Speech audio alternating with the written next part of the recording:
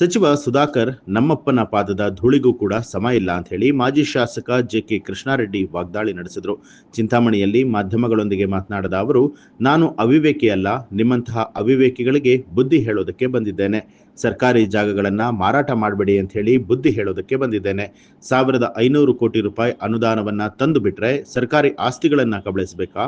5,000 ಕೋಟಿ ಅನುದಾನ ತಗೊಂಡು ಬಾ ಅಂತ ಹೇಳಿ 5,000 ಕೋಟಿ ಅನುದಾನ ತಗೊಂಡ್ ಬಾ, ಬೇಡ ಅಂದವ್ರು ಯಾರು? 26 ಎಕರೆ ಜಮೀನು ಯಾಕೆ ಬೇಕು ನಿಮ್ಗೆ? ಸಚಿವ ಡಾಕ್ಟರ್ ಎಂ.ಸಿ. ಸುಧಾಕರ್ ವಿರುದ್ಧ ಸರ್ಕಾರದ ಮುಖ್ಯ ಕಾರ್ಯದರ್ಶಿಗಳಿಗೆ ದೂರನ್ನ ಕೊಟ್ಟಿದ್ದೇನೆ ಅಂತ ಹೇಳಿ ಮಾಜಿ ಶಾಸಕ ಜೆ.ಕೆ. ಕೃಷ್ಣಾರೆಡ್ಡಿ ವಿರುದ್ಧ ವಾಗ್ದಾಳಿ ನಡೆಸಿದ್ರು.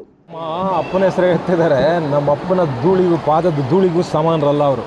ನಮ್ಮ ಶ್ರಮಜೀವಿಗಳು ದುಡಿಮೆ ಮಾಡಿಕೊಂಡು ಬೆಳೆದು ಬಂದಿರತಕ್ಕಂಥವ್ರು.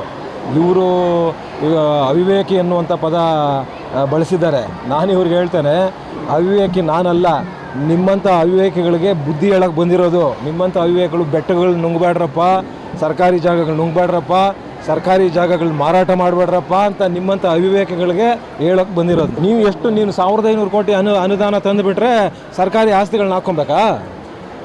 ನೀವು ಮಾಡಿ, ನೀವು ಮಂತ್ರಿಗಳಿದ್ದೀರಾ. 1,500 ಅಲ್ಲ, 5,000 ಕೋಟಿ ತನ್ನಿ. 5,000 ಕೋಟಿ ತನ್ನಿ, ಕೆಲಸ ಮಾಡಿ.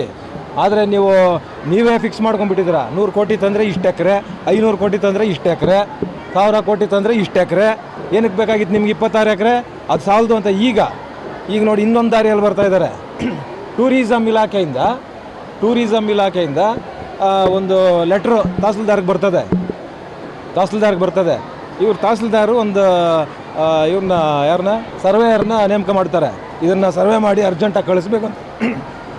ನಿನ್ನೆ ಮುಖ್ಯ ಕಾರ್ಯದರ್ಶಿಗಳಿಗೆ ಮತ್ತು ಕಂದಾಯ ಪ್ರಧಾನ ಕಾರ್ಯದರ್ಶಿಗಳಿಗೂ ಕೂಡ ನಾವು ಪತ್ರ ನಿನ್ನೆ ಕೊಟ್ಟಿದ್ದೀವಿ.